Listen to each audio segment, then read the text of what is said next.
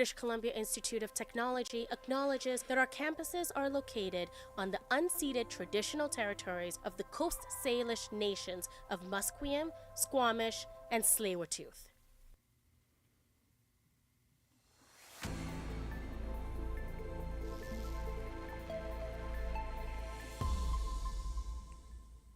Good morning. I'm Jacob Fraser, and this is your 11:30 news update. The person who attacked two strangers on the streets of Vancouver is in court today. The suspect has been charged for murder and aggravated assault and is awaiting sentencing. The BC Green Party has announced candidates in ridings across the province. Environmental activist Ross Reed will represent the Green Party on the west side of Vancouver Island. The provincial election will take place on October 19th.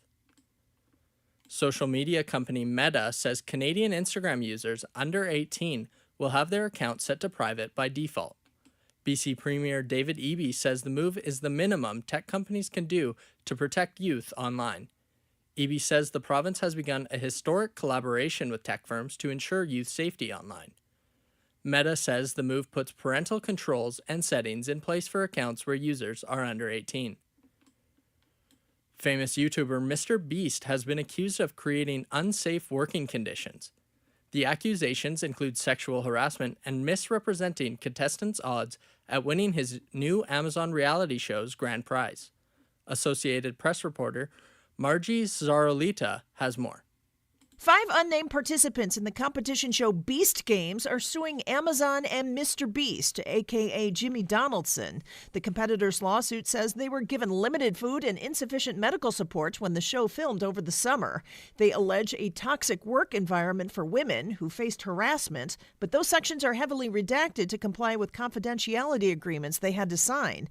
They also argue Donaldson's company failed to provide minimum wages, overtime pay, and break time since their work on the show was the entertainment. A spokesperson for Donaldson declined comment. The reality show promised a $5 million grand prize. Australian police say they have infiltrated Ghost, an encrypted global communications app for criminals. As Associated Press reporter Charles De Ledesma explains, this has led to dozens of arrests. Australian Federal Police Deputy Commissioner Ian McCartney tells the media Australian police arrested 38 suspects in raids across 4 states in recent days, while law enforcement agencies were also making arrests in Canada, Sweden, Ireland and Italy. We allege hundreds of criminals, including Italian organised crime, motorcycle gang members, Middle Eastern organised crime and Korean organised crime, have used Ghost in Australia and overseas to import illicit drugs and other killings. The app's alleged administrator, J.G. Yun Jung, will appear in Sydney Court on Wednesday on charges including supporting a criminal organisation and benefiting from proceeds of crime, police say. I'm Charles De Ledesma. An accident at a Quebec military base has injured a dozen soldiers. Canadian press reporter Jason White explains the healing process of those injured. The Canadian Armed Forces says the accident happened at CFB Valcartier, just outside Quebec City. It involved 2 armored vehicles in the base's training area on Tuesday afternoon. The military says 16 soldiers were taken to local hospitals, all with minor injuries. An investigation will now determine the causes of the accident. Jason White, the Canadian Press. According to one expert, entry-level pay under the tentative deal between Air Canada and its pilots could be a stumbling block ahead of a union vote on the agreement. Canadian Press reporter Michelle Zedekian has more. Under their current contract, pilots earn far less in their first 4 years at Air Canada before enjoying a big wage increase starting in year 5. The union wanted to scrap the provision entirely, but according to a copy of the contract summary obtained by the Canadian Press, the proposed deal announced Sunday would merely cut the 4-year period of lower pay to 2 years. John Graddick, who teaches aviation management at McGill University, says after the airline averted a strike this week, the failure to ditch the pay grade restrictions could prompt pushback from rank-and-file flight crew and jeopardize the deal, which is up for a vote next month. Michelle Zedekian, the Canadian Press. That has been your 11:30 news update. My name is Jacob Fraser for BCIT's The Crow.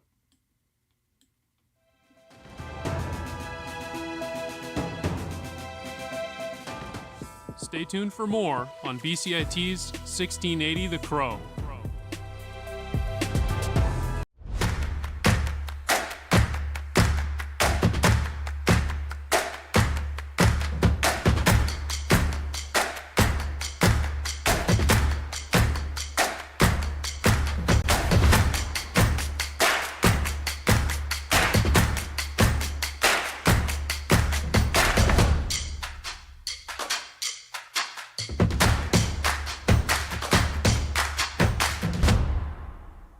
Everything is changing to digital. Everything is online.